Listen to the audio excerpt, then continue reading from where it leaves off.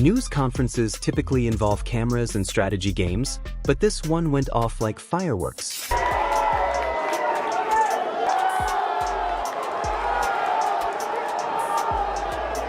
It reminds me of like one of those budget YouTube hood movies where someone just talks about their whole life and what they've come from and talking as if they're from one of the ghettos in Iraq or Africa or somewhere like that. But you know, he's got a sob story, he's running by it, and that's what makes him feel better, so we respect it. I just kind of listened and said my piece. And you said to him, what have you done? Tell us what you've done. Because as I said, like, you line up all the heavyweights, he was just talking about, oh, he's this, he's that, he's that. I said, but why are you worrying about what someone else has done? What have you done as a fighter to kind of boost your ego up? But he couldn't answer it because he ain't fought no one like us. Jake Paul played his expected part, laughing, provoking, pushing limits until Anthony Joshua stood up like a man done with online nonsense and disrespect. Within seconds, AJ got in his space, angry, determined, reminding Jake this isn't entertainment content. This is real heavyweight business. Yeah, if I'm gonna be honest, I'm gonna break his face, I'm gonna break his body up, I'm gonna stomp all over him. That's my mentality, right? That's a fighter's mentality, and I know what's in my heart, I know what's in my mind, and I'm here to compete. I'm here to prove myself that I'm the better fighter, so I'm looking forward to it, and I'll do that until I finish fighting, no matter who it is. Irrelevant. We're throwing down now. We're throwing down tomorrow. He shouted, and immediately the room seemed too cramped for two egos this large. Security rushed in, voices got louder, and cameras shook as the crowd reacted like they'd witnessed the unofficial first round. One thing turned crystal clear right there. Jake Paul likely thought this was another marketing triumph, but AJ turned it into actual war. The kind where feelings get hurt long before fists start flying. Look, Netflix have spent a lot of money, MVP have spent a lot of money, and Jake would look like a plonker if he pulled out the fight now after giving it the big one. And he knows that, and this fight's happening. You know, and that they think, look, one thing I'll say is this. If there was ever a good time to fight Anthony Joshua, it's probably now, right? Coming out of what will be 14 months of inactivity. By the way, he's also been in training camp for 4 weeks or 5 weeks, the time comes around. He's having to make weight. Maybe the confidence isn't where it has been in his career. So yeah, you can start dressing it up. Jumping straight from all the conference chaos into Teddy Atlas conversation, we're suddenly sitting at the boxing wisdom table while Uncle Teddy pours pure honesty on the situation. And listen when a legend like Teddy starts saying, hey, don't be shocked if Jake Paul actually has a chance here. You almost choke on your drink. It's a choice of where people want to go to watch. It's still their choice. Before we look at all the reasons why Joshua should smash him, he's a pro fighter, two-time Olympian, two-time heavyweight champ, you know, bigger, stronger, highest level of fighting at this weight class.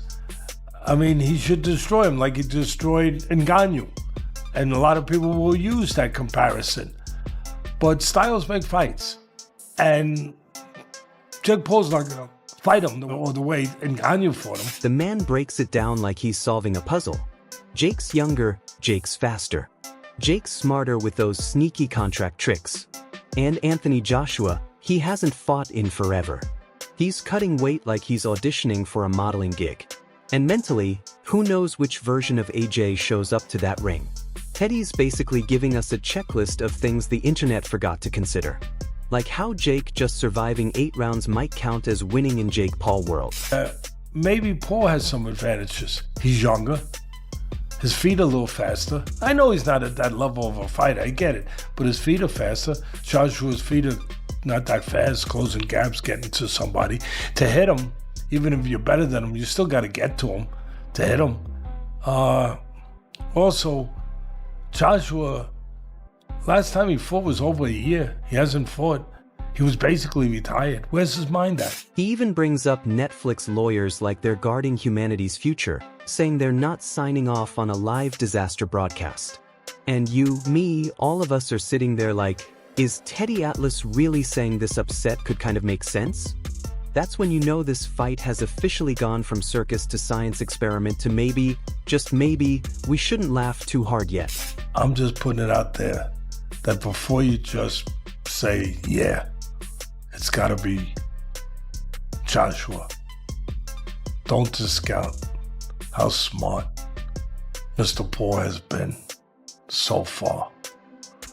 I wouldn't count him out in the ways that I just laid it out. Jumping straight from Teddy Atlas, turning the Jake Paul versus AJ circus into a psychological thriller, we land right on Dave Allen. And this man is speaking like the bartender who's heard way too many wild stories to believe anything anymore.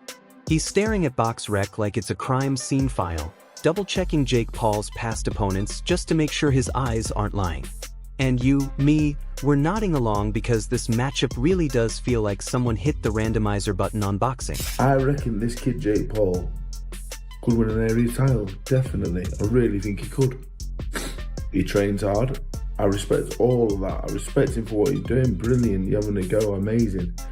But he's now fighting arguably a top 3 top heavyweight of the last 10, 15 years. One, it's dangerous. We're talking like it's a real fight. The whole thing I've been doing right now is based on it's a real fight. They're both going to try and flatten each other. Dave starts listing Jake's resume like a roast menu.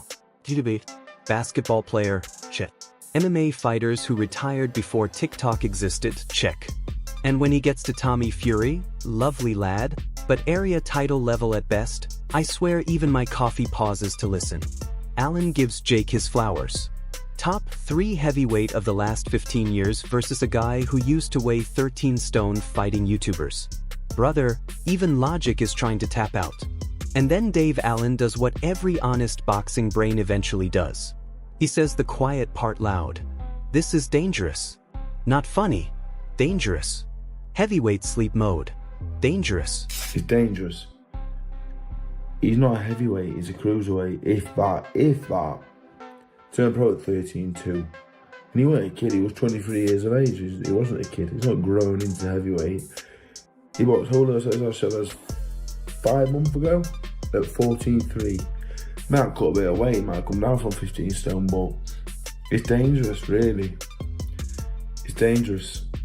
Very dangerous, because if Anthony Joshua hits him on the chin, he will put him to sleep. The moment AJ lands clean, Jake might start wondering why the world suddenly has 2 moons. And Dave isn't being hateful. He literally hopes AJ knocks Jake down clean. Jake gets up at 10. Everyone collects their mountain of money and we all move on without a hospital visit. But he also hits us with the nightmare scenario. What if AJ actually hurts him?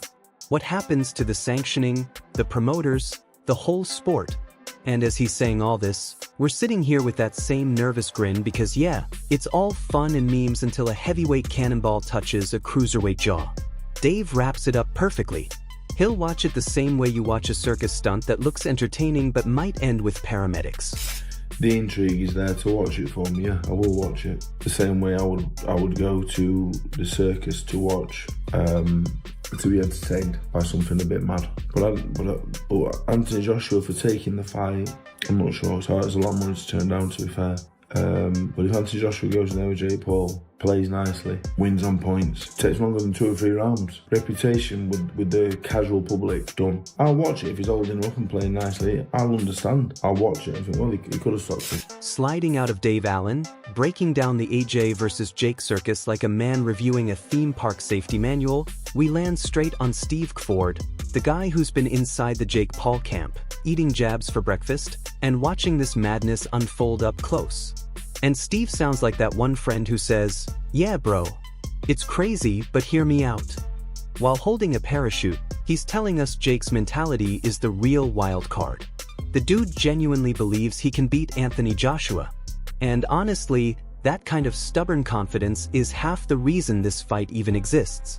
Steve's basically saying Jake has been dying to show levels, to prove he's more than the YouTuber with the right hand.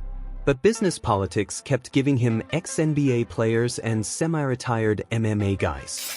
Joshua, you know, he's accomplished everything in boxing, from Olympic gold medal to now a two-time undisputed heavyweight champion of the world. So I think as far as him taking this fight, if anybody deserves to go and have a fun fight like this, it is Anthony Joshua. And Jake, you know, he is kind of showing that he'll fight anyone, you know. Now he finally gets to test the full download against a man who hits like a runaway fridge.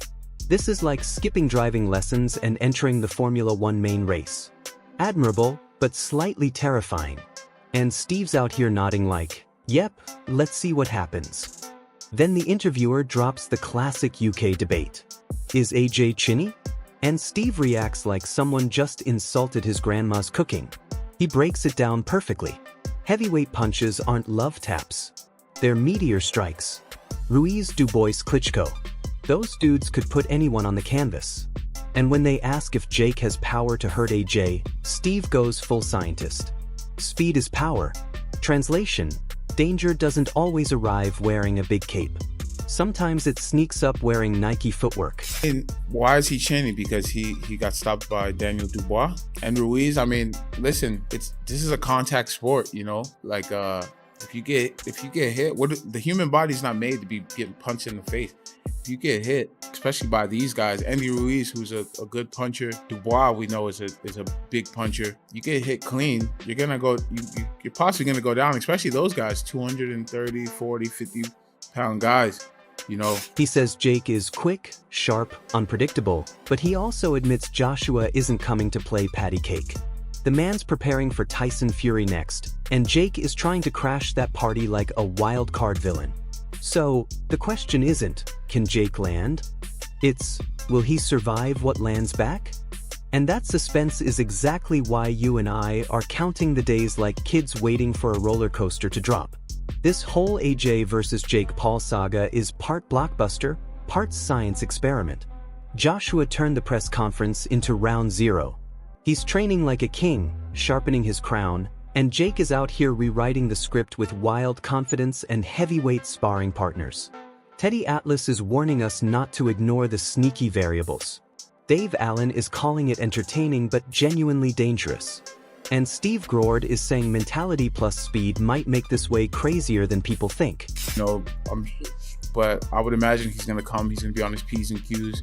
He knows there'll be a lot of eyes on him for this fight, so he's going to be looking to make a statement, because I think they have plans of him fighting Tyson Fury next. So I think he's going to take this very seriously, and Jake's definitely taking it very seriously, and he's going to try to ruin the plans. So, at the end of the day, if AJ shows up locked in, it could be a fast good night. But if Jake survives long enough to make us raise an eyebrow, we're about to witness one of the most polarizing shockers boxing's ever seen. Now, drop your prediction in the comments. Who wins? How long does it last? And is there any universe where Jake pulls it off? And yo, don't ever forget to like, share, and subscribe. See you in the next one.